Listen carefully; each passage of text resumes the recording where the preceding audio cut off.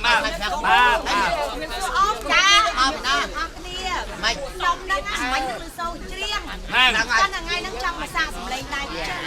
មើលស្វាយសួរតែសាកសម្លេងនឹងសម្លេងអី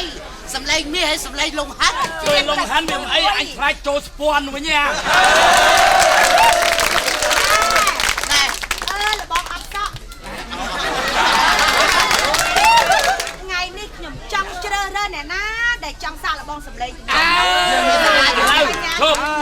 ខ្ញុំសូមប្រកាសបងប្អូនអ្នកស្រុកអ្នកភូមិជាអឡារឹកជាយ៉ាងអរ៉ារឹកថាថ្ងៃពិធីបុណ្យចូលឆ្នាំដើម្បីមកប្រកួតសម្លេងរបស់អាឃឹមតើអាចមានបេក្ខជនណាហ៊ានមកប្រកួតទេ